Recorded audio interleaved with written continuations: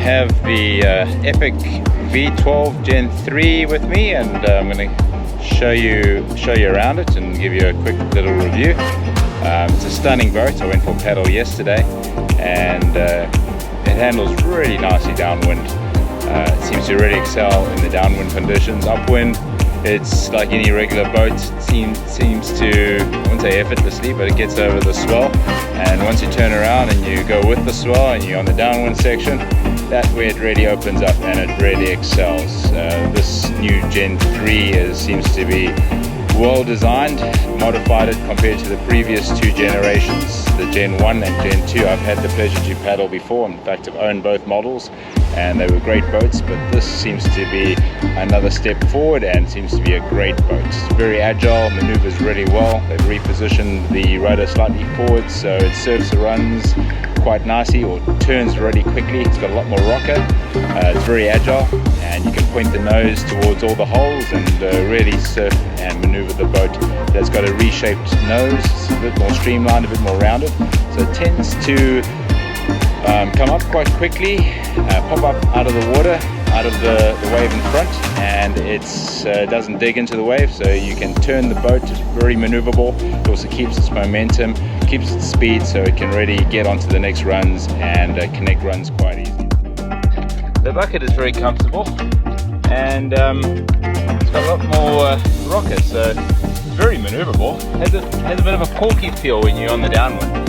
It definitely maneuvers very easily, and the nose comes up quite quickly, so it doesn't bury into the wave at all. In the trough, you sit on top of the wave and the nose just pops up.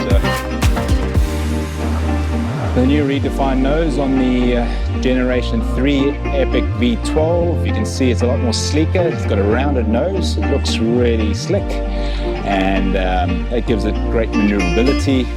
Keeps its forward momentum speed up. This nose is able to pop up quite quickly when you're on a swell or on a run, and it pops up on the wave in front of you, so you're able to keep the forward momentum speed up so that you can link runs. So a really well designed nose on this Epic V12 Generation 3.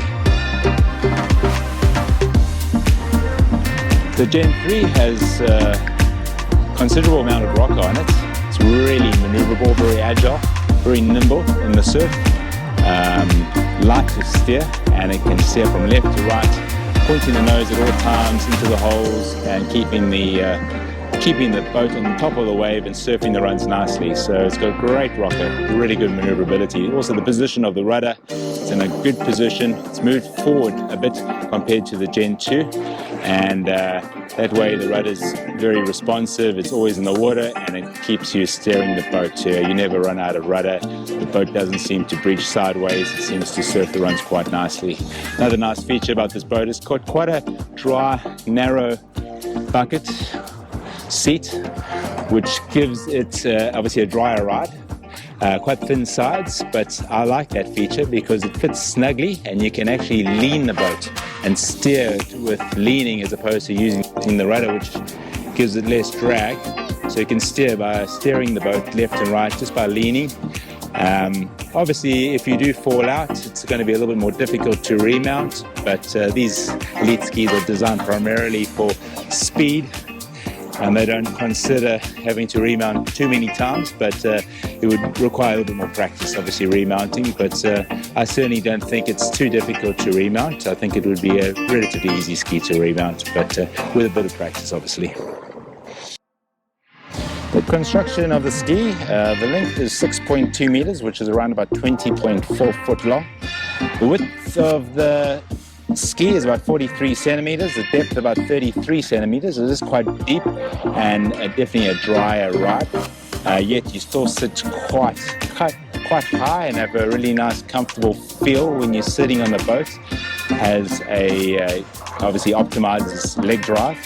Capacity of the ski for a paddler up to about 135, maybe 145 kilograms, but it can carry a bigger paddler.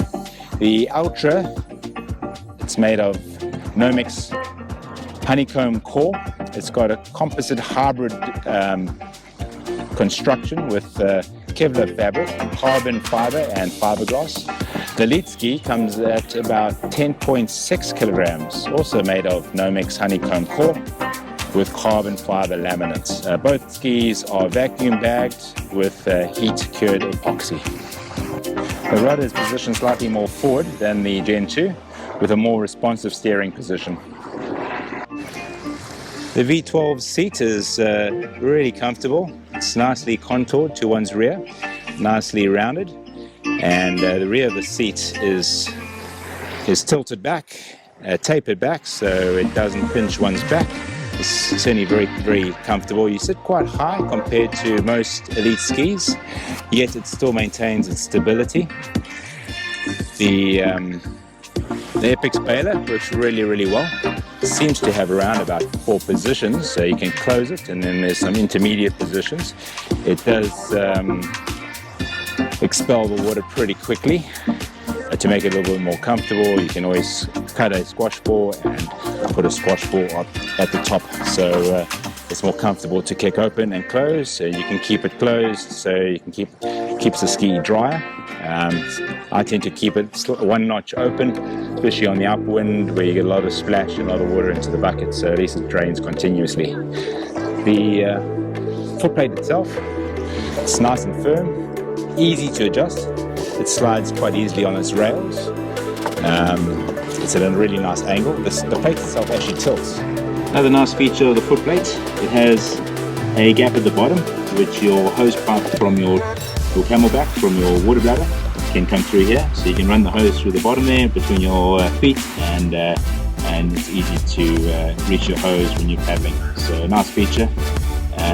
Quite a nice gap there, so it doesn't pinch the hose, and it fits through quite easily.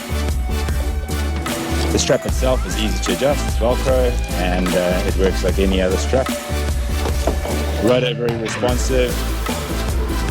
The Dyneema, this is really good Dyneema cord on this boat. I've actually replaced the cord on my Fen before, my old Elite S, and I used the same cord, and it's been on my boat now for about 4 years, and it's still in perfect condition.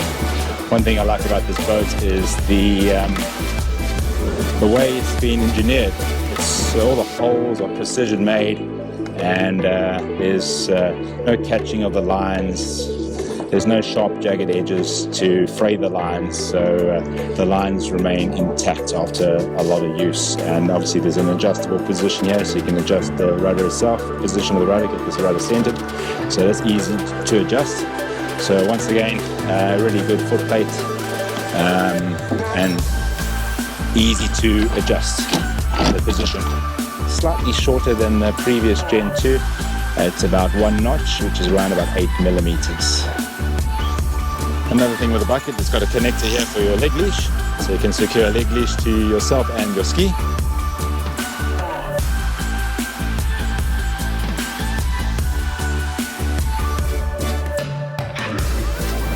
An easy cap to open up if you need to get to your rudder cables at the rear. You can always check it. Obviously, a good idea to check it every 3 months, or every 2 months maybe even, and drain the water at the pack, clean it out, make sure there's no issues with your cables. Just give your cables a quick inspection in case you're going out on a big day. You don't want to lose your rudder out in the ocean.